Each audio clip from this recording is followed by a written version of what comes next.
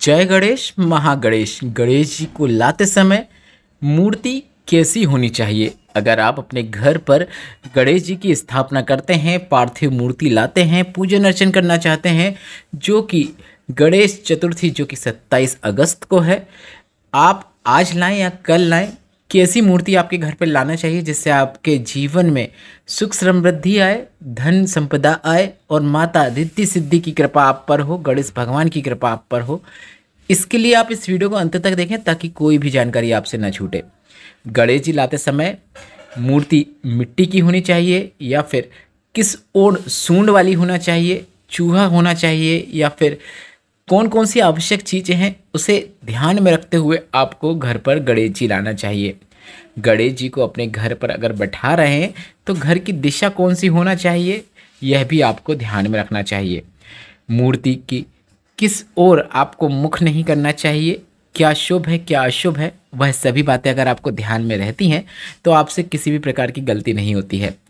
सबसे पहले बता दें कि पर्यावरण के अनुकूल तो मिट्टी की मूर्ति लाना है।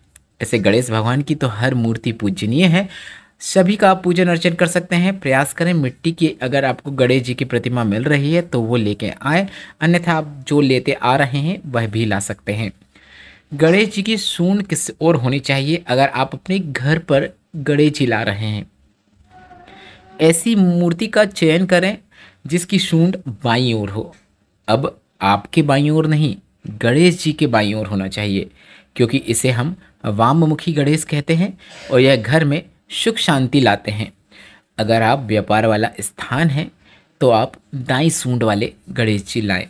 अगर आपके घर पर ही व्यापार है तो आप किसी भी प्रकार की सूंड वाले गणेश जी ला सकते हैं।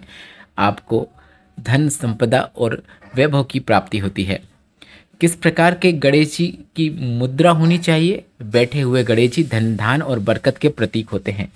तो अगर आप अपने घर पे गणेश जी को ला रहे हैं तो बैठे हुए गणेश जी लाएंगे तो वह सर्वोत्तम है। गणेश जी की प्रतिमा में मूसक होना बहुत आवश्यक है।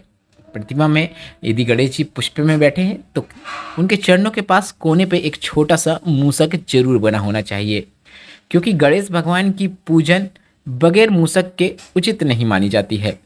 मोदक के साथ गणेश जी लाना है।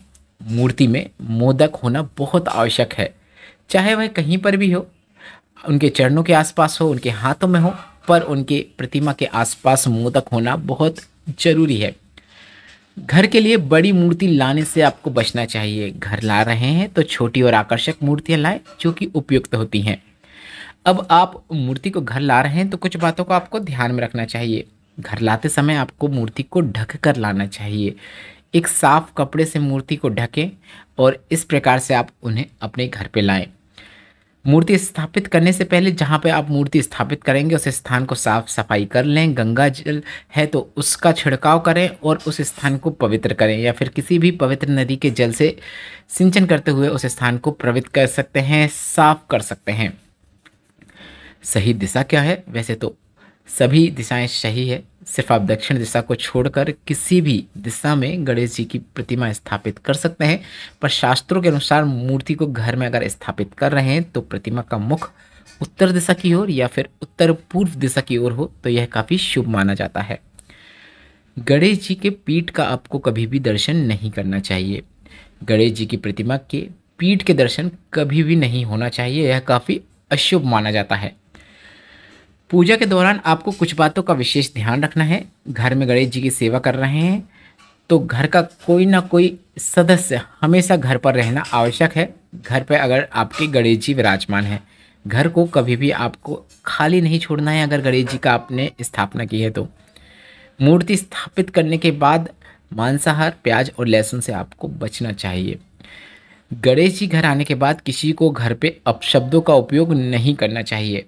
गणेश भगवान का चिंतन कीजिए, भजन कीजिए और गणेश भगवान की भक्ति में लीन रहिए। आशा करता हूँ यह छोटा सा वीडियो आपको उपयोगी लगा होगा, तो वीडियो को लाइक ज़रूर कीजिएगा, ज़्यादा से ज़्यादा भक्तों के साथ शेयर कीजिएगा। जय गणेश महागणेश।